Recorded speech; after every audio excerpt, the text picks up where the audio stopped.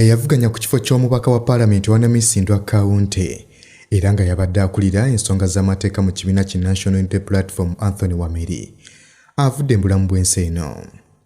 Olunaku olwaleero ku Lwokusatu, ssenkagale w'ekibiina ki National Unity Platform Robert Kyagulanyi Ssentamu ayise ku mikutu gye egy'enjawulo n'ategeeza nga Anthony Wameri bw'afiiridde mu ggwanga lya Amerika gye badde afunira obujjanjabi okuviira ddala mu mwaka gwa 2021.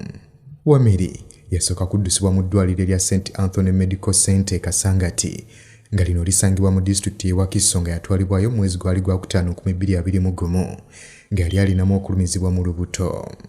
Nga wayiseewo wiikisi ezaawerako, ono yaleetebwa mu Kampala kyokka oluvannyuma n'atwalibwa mu Boston Medical Center mu Massachusetts mu ggwanga lya Amerika ng'era gy'abadde afuna obujjanjabi era nga kyategerekeka nti ono baamusanga ne kansa ng'atuuse ku mutendera ogwokuna.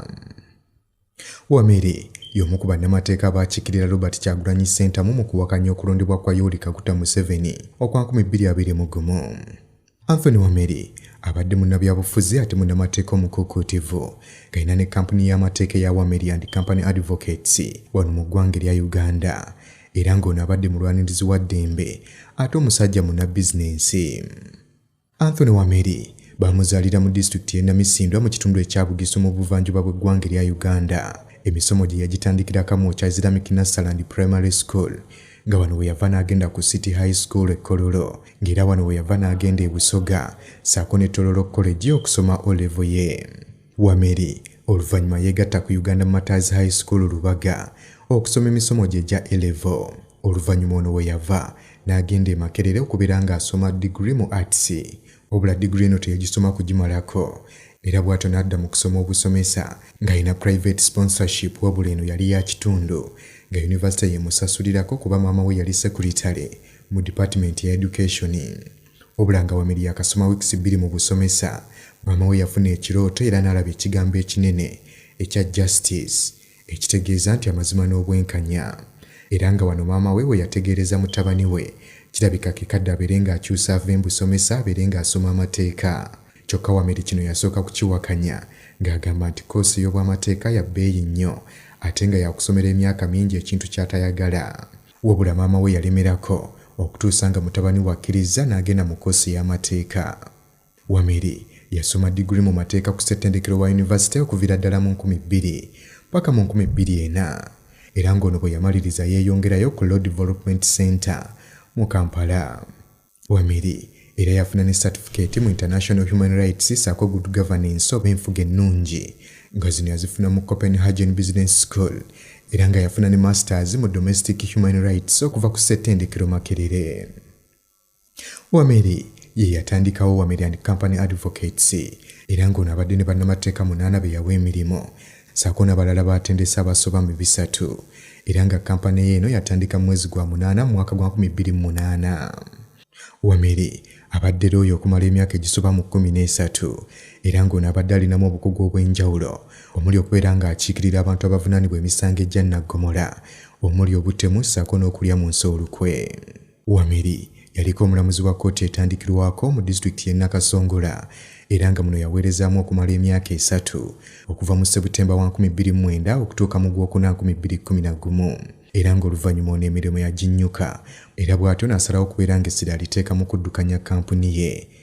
Wameri amateeka yali yasoma gonna wabula ng'okusingira ddala ye asinga kwettanira amateeka ga ssemateeka, okulwanirira eddembe ly'abantu, emisango gy'ettaka egya nnaggomola kyokka nga n'ebiseera ebimu omusanga mu kkooti ezitandikirwako nga kw'otadde kkooti ezuulira emisango gy'emirimu era ng'ono bw'aba akukiikiridde mu musango gwonna mugenda okumaliriza omusango ng'olulimi mwogera lumu. Mu kaseera Wameri we yamaliriza yunivasite yali afuuse born again era ng'ono tagwa kusaba era ng'ono yeegatta ne mu Christian Gospel Mission e Tololo ng'amaze yunivasite. Okumanya Wameri abadde wa mukisa okuva obuto. Bwe yamala okusoma diguli mu mateeka baamuyita okubeera nga bamuwa omulimu mu kampuni emu mu Kampala bwe yali ng'ali Tololo. Wameri bw'atyo yava e Tololo n'akomawo mu Kampala okubeera ng'asisinkana musajja mukulu Lutiba Daniel eyamuyita okubeera ng'amuwa omulimu era nga Wameri yategeeza nti Lutiba yamusanga ne mukyala we Patricia. Mukadde ako kampuni eno mwe baamuwa omulimu yali eyitibwa Omunirigo Advocates, wabula ng'oluvannyuma baagikyusa ne bagituuma Lutiband Company Advocates. Era nga Wameri yategeeza nti musajja mukulu ono yamubuuza oba ng'ayagala okukola. Wameri teyali mubi n'amuddamu nti ddala mbutuufu omulimu agwetaaga, era musajja mukulu teyali mubi n'agumuwa. Wameri okuweereza nga Anthony yawulira nga tekimala, nga yeetaaga okubeera ng'afuukako omulamuzi, era bw'atyo n'asaba omulimu gw'obulamuzi. Wabula mu kaseera we yagusabira yali tannaba kubeera ng'afuna satifikeeti y'okuva ku LDC era nga yali alinze kutikkirwa. Wabula tekyamulobera, yagenda mu maaso n'okusaba omulimu gwe mu kkooti etandikirwako okubeera omulamuzi. Olw'okuba yali alina essuubi, yaddamu okubeera ng'asaba omulimu guno ogw'obulamuzi nga wayise emyaka 2 ng'amaze okutikkirwa. Era ng'ono yasooka kutandika kubeera advocate mu kkooti ey'owaggulu nga bw'akola ne mu kampuni ye ya Wameri and Company Advocates. Olunaku lumu Wameri aba ali awo ne bamuweereza akameseji okuva mu kitongole ekigaba emirimu ekiramuzi nga bamuyita ku interview. Wameri era bwe batyo ne bamuwa omulimu gw'obwamagistrate. Mu kaseera we baamuweera omulimu yali alina kampuni ye ey'obwannannyini, era nga yalowooza nti wayinza okubeerawo omuntu ayinza okujja okubeera ng'amugulako emigabo gye yasigale ng'afunamu kasente nga nnannyini waayo, kyokka kino tekyasoboka. Era ng'ono ekirooto eky'okubeera ng'ono asigala looya kyasigala kimuyigga, era nga Wameri buli kaseera yali alowooza kubeera ng'alekulira omulimu guno gw'obwamagistrate agende maaso n'okukola emirimu gye egy'obwalooya. Wabula olunaku lumu ono yasalawo okubeera ng'alekulira agende akole mu kampuni ye ey'obwannannyini, era nga Wameri teyejjusa kubeera nga kino akikola okusolawo emirimu gy'obwamagistrate. Wameri emirimu gy'obwamateeka abadde tagikola kufuna bufunyi ssente, wabula ng'abadde agikola n'okuyamba abantu ba bulijjo okubayamba okufuna obwenkanya. Kw'ekyeeko eky'okubeera nti ono abadde munnamateeka era ng'alina kampuni eyiye, Wameri abadde mubuulizi wa njiri era ng'ebiseera ebimu amanyi n'okuyimbamu mu kyaki eya Ebenezer Christian Fellowship e Kanyanya. Wameri ajjukirwa nnyo mu nsonga z'amateeka naddala okulwanirira eddembe ly'obuntu bwe yamala emyaka egy'awerako nga yakiikirira abantu abaali bavunaanibwa okubeera nti be baali emabega w'okutta yali amyuka ssenkagale w'ekitongole kya poliisi Andrew Felix Kaweesi.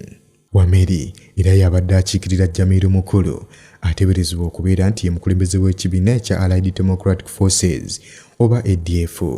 Era nga Wameri y'omu ye yakiikirira yali yeesimbyewo ku ntebe y'obukulembeze bw'eggwanga General Henry Tumukunde mu musango gw'okulya mu nsi olukwe.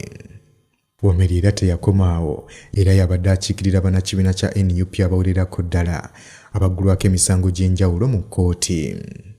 Kinajjukirwa nti ng'ennaku z'omwezi 10 Septemba 2021 ekibiina ekitwala bannamateeka ki Uganda Law Society kyalangirira Wameri ye yali munnamateeka w'omwaka mu misango egya Naggomola.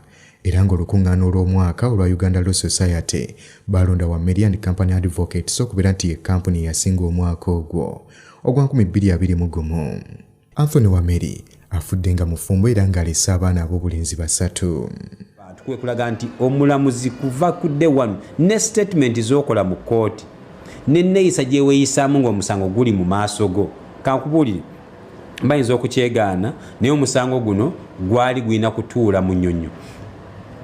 Kkooti ensukkulumu n'egamba tetujja kutuula mu nnyonnyo kubanga Sudiru Rupareria alina omusango mu kkooti eno. Bwe tunaatuula ewuwe mu nnyonnyo kijja kulabika nga ffe abakoze eki. Eyo consideration gyeri, information weeri, kikulaga bulazi nti Kyagulanyi bw'ayingira mu kkooti tanonye ensala, anonye butya bw'otu.